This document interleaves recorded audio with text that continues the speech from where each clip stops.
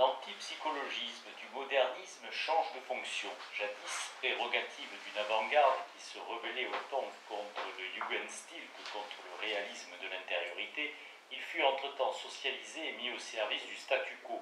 Selon la thèse de Max Weber, l'intériorité doit dater du protestantisme qui plaçait la foi au-dessus des œuvres, tandis que, même chez Kant, l'intériorité signifie également la protestation contre l'ordre imposé de manière hétéronome au sujet.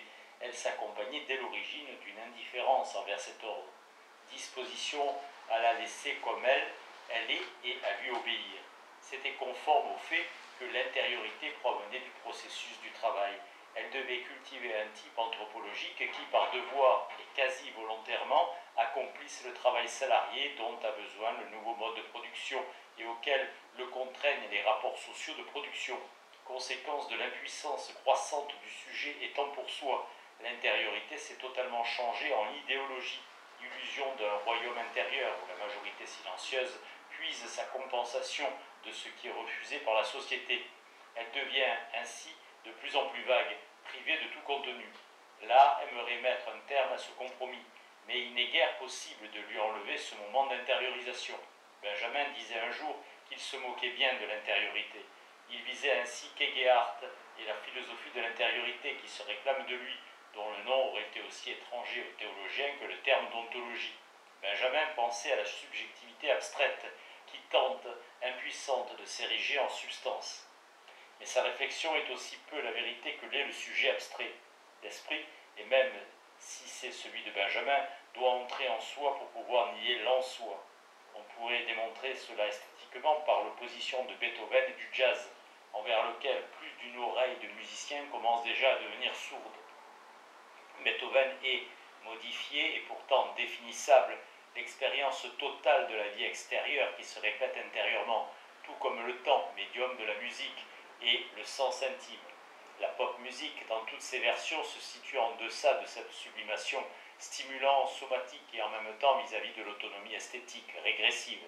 L'intériorité aussi participe à la dialectique, même si elle le fait autrement que chez Kierkegaard, car avec sa liquidation, même un type humain guéri de l'idéologie ne parvient à s'élever, y parvient au contraire celui qui ne réussit pas à parvenir au moi, celui pour lequel David Riesman trouva la formule outer directed, extra-déterminé.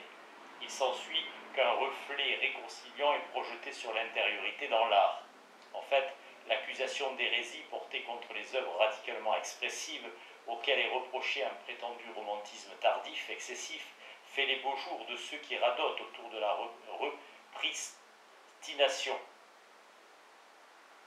répristination. L'aliénation esthétique dans la chose, l'œuvre d'art n'exige pas un moi faible, accommodant, mais plutôt un moi fort. Seul le moi autonome peut se montrer critique envers lui-même et capable de briser sa perplexité fallacieuse. Ce n'est pas concevable tant que le moment mimétique est réprimé de l'extérieur par un surmoi esthétique aliéné au lieu de disparaître dans sa tension à ce qui y est opposé dans l'objectivation et de se conserver. Néanmoins, c'est dans l'expression que l'apparence devient la plus flagrante, car celle-ci se présente comme non apparente et se subsume cependant à l'apparence esthétique. La grande critique s'est enflammée au contact de l'expression comme hypocrisie. Le tabou mimétique, au centre de l'ontologie bourgeoise, empiéta dans le monde administré sur la zone réservée par tolérance à la mimésis et a subodoré bénéfiquement à elle le mensonge de l'immédiateté humaine. Cependant, cette allergie sert en outre à la haine envers le sujet, sans qui cependant aucune critique du monde des marchandises ne serait significative. Il est nié abstraitement. Certes, le sujet qui joue un rôle d'autant plus compensateur au fur et à mesure qu'il devient impuissant et fonctionnel est déjà dans l'expression fausse conscience en simulant par son expression une importance qui lui fut ôtée. Mais l'émancipation de la société à l'égard de la prépondérance de ses rapports de production a pour but la construction réelle du sujet que ces rapports ont jusqu'alors contrecarré. L'expression n'est pas seulement l'hybris du sujet, mais la plainte de son échec comme chiffre de sa possibilité. Sans doute l'allergie à l'expression trouve-t-elle sa plus profonde légitimation dans le fait que dans toute expression et avant tout après esthétique, quelque chose tend au mensonge. L'expression est a priori une contrefaçon. Cette confiance latente dans l'expression selon laquelle, en la proclamant, tout irait mieux, est une illusion, un rudiment de magie, une croyance à ce que Freud, en polémiquant, qualifiait de toute puissance de la pensée. Mais l'expression ne resta pas totalement sous l'emprise de la magie. Le fait qu'elle soit dite, qu'elle y gagne une distance par rapport à l'immédiateté captive de la souffrance, la transforme à la manière dont le hurlement atténue la douleur insupportable. L'expression objectivée en langage persiste totalement. Ce qui fut dit un jour ne disparaît pas. Ce qui fut dit un jour ne disparaît pas complètement. Pas plus le mauvais que le bon. Pas plus le slogan de la solution finale que l'espérance de la réconciliation. Ce qui accède au langage pénètre dans le mouvement d'une chose humaine qui n'est pas encore et se meut en vertu de l'impuissance qui la contraint au langage. Le sujet, à tâtons derrière sa réification, limite celle-ci par le rudiment mimétique, représentant de la vie intacte au milieu de la vie mutilée que le sujet érigé en idéologie. L'inextricabilité des deux moments circonscrit l'aporie de l'expression artistique. Il n'y a pas généralement à juger si celui qui fait table rase de toute expression est le porte-parole de la conscience réifiée, ou bien l'expression inexpressive et muette qui dénonce celle-ci. L'art authentique connaît l'expression de l'inexpressif, les pleurs auxquels manquent les larmes. En revanche, la franche extirpation néo-objectiviste de l'expression s'insère dans l'adaptation universelle et assujettit l'art antifonctionnel à un principe qui ne pourrait se fonder que par la fonctionnalité. Cette réaction méconnaît le non métaphorique, le non ornemental dans l'expression. Plus les œuvres d'art s'ouvrent sans réserve à celle-ci, plus elles deviennent des protocoles d'expression et tournent l'objectivité vers l'intérieur. Il est pour le moins évident, aussi bien dans les œuvres d'art à la fois hostiles à l'expression et à elles-mêmes, comme chez Mondrian, que dans les œuvres mathématisées qui se déclarent positives, qu'elles n'ont pas tranché le procès de l'expression, le process de l'expression. Si déjà le sujet n'a plus la possibilité de s'exprimer immédiatement, il doit cependant, selon l'idée du modernisme, non fondée sur la construction absolue, le faire au travers des choses, de leur structure aliénée et mutilée.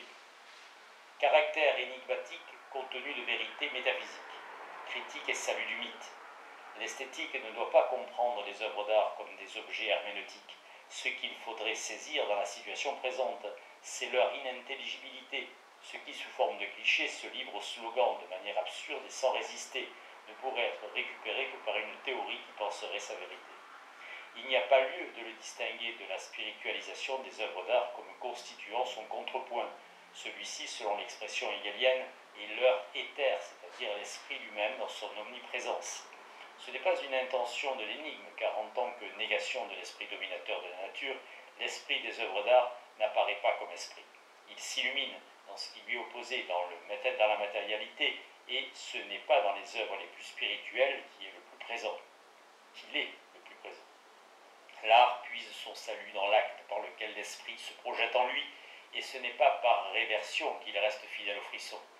Il est bien plus son héritage. L'esprit des œuvres d'art le produit au travers de son aliénation dans les choses.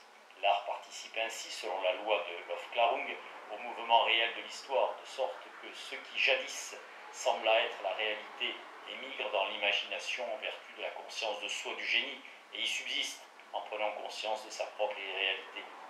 La voie historique de l'art comme spiritualisation est autant celle de la critique du mythe que celle de son salut, ce qui est intégré par l'imagination et par celle-ci renforcé dans sa possibilité. Ce mouvement ambigu de l'esprit, dans l'art, décrit plutôt l'histoire primitive de ce mouvement inscrite dans son concept que l'histoire empirique.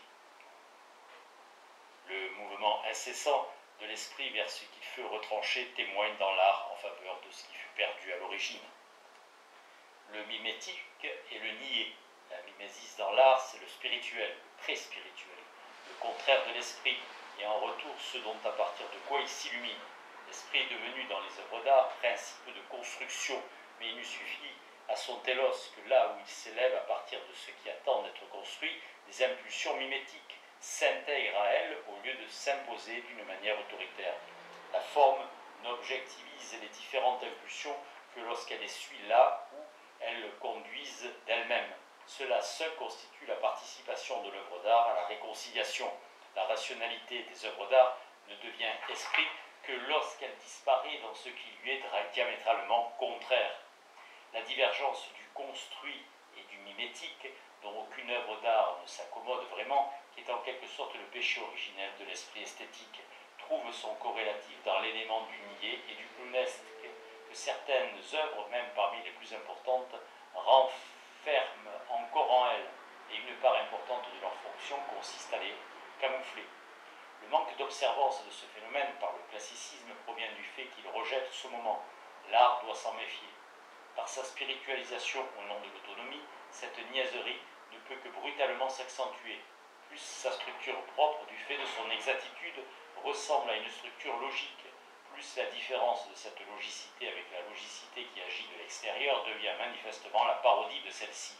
Plus l'œuvre est raisonnable quant à sa constitution formelle, plus elle devient niaise selon les critères de la raison dans la réalité.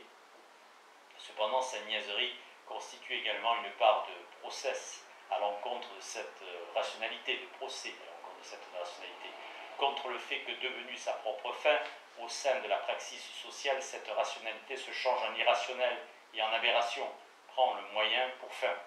Le niais dans l'art, que les béotiens perçoivent plus aisément que celui qui naïvement vit dans l'art lui-même, et la folie de la rationalisation absolue, s'accusent mutuellement. A du reste de la chance, à l'instar de ce qui se passe pour ce niais, celui qui, non poussé par le sexe considéré du domaine de la conservation de soi, peut le montrer malignement du doigt. La niaiserie, c'est le résidu mimétique de l'art, le prix de son imperméabilité. De son côté, le Philistin a toujours un peu raison contre elle. Ce moment résidu d'une irréductible rebelle à la forme résidu de quelque chose de barbare se transforme simultanément dans l'art en médiocrité, tant que celui-ci le réfléchit en soi sans le structurer. S'il reste dans la puérilité et se laisse, si possible, cultiver comme tel, il n'existe aucun frein au jeu calculé de l'industrie culturelle. L'art, dans son concept, implique toujours le kitsch, de telle sorte que, contenu pour sublimer ce moment, il suppose des privilèges culturels et des rapports de classe. Il encourt alors l'accusation de jeu.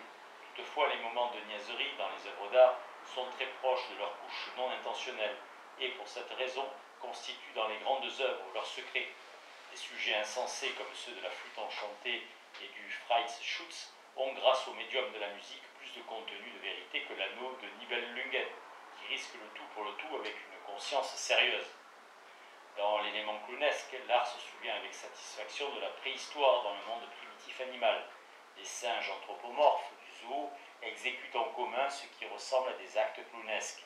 La connivence des enfants et des clowns est une connivence avec l'art, connivence qui leur est refusée par les adultes, et tout autant une connivence avec les animaux. Le genre humain n'a pas réussi à se débarrasser si totalement de sa ressemblance avec les animaux qu'il ne puisse soudainement la reconnaître et en être submergé de bonheur. Le langage des petits-enfants et celui des animaux semblent ne faire qu'un. Dans la ressemblance des clowns avec les animaux s'illumine la ressemblance humaine des singes. La constellation animale sot-clown est un des fondements de l'art. Cui bono, caractère énigmatique et compréhension. Si toute œuvre d'art en tant que chose niant le monde des choses devient a priori impuissante, si elle doit se légitimer devant lui, elle ne peut pas, du fait même de cet a priorisme, refuser tout bonnement cette légitimation. Celui pour qui l'art n'est pas, comme pour l'étranger à l'art, un plaisir, ou comme pour le connaisseur, un état d'exception, mais la substance d'une expérience propre, peut difficilement s'étonner du caractère énigmatique. Toutefois, cette substance exige de lui qu'il s'assure des moments de l'art et n'applique pas lorsque ces moments sont ébranlés par l'expérience esthétique. Peut se rendre compte de ce phénomène celui qui fait l'expérience des œuvres d'art dans des milieux ou des prétendus contextes culturels auxquels ces œuvres sont étrangères et incommensurables. Celles-ci s'exposent alors nues à l'examen de leur cui bono, dont seul les préserve le toit percé de la culture indigène. Devant de telles situations, on en arrive fatalement à la question irrespectueuse, qui ignore le tabou du domaine esthétique, et plus encore l'indit qui porte sur la qualité des œuvres. Indit et interdit. Si on les considère entièrement de l'extérieur, leur caractère problématique se dévoile tout autant que si on les regarde de l'intérieur. Le caractère énigmatique des œuvres d'art reste intimement lié à l'histoire. C'est par elle qu'autrefois elles devinrent énigmes, par elle qu'elles continuent de l'être, et inversement, celle-ci qui leur conféra de l'autorité tient seule éloignée d'elle la pénible question de leur raison d'être. La condition du caractère énigmatique des œuvres d'art est moins leur irrationalité que leur rationalité. Plus les œuvres sont maîtrisées méthodiquement, plus le caractère énigmatique gagne en relief. Par la forme, elles deviennent semblables au langage, semblent ne faire qu'un en chacun de leurs moments, révéler celui-ci, lequel ensuite disparaît. Toutes les œuvres d'art, et l'art en général, sont des énigmes. La théorie de l'art en fut depuis le temps irritée. Le fait que les œuvres d'art disent quelque chose et en même temps le cachent place le caractère énigmatique sous l'aspect du langage. Il singe d'une manière clownesque. Si l'on est dans les œuvres, si l'on participe à leur réalisation, il se fait invisible. Si l'on sort de l'œuvre, si l'on brise le contrat de leur rapport immanent, il réapparaît comme un esprit. C'est aussi la raison pour laquelle l'étude des Béotiens fut intéressante. Chez eux, le caractère énigmatique de l'art aboutit d'une manière flagrante à la négation totale de l'art, devenant à leur insu critique extrême de cet art et en tant que conduite défectueuse, support de sa vérité.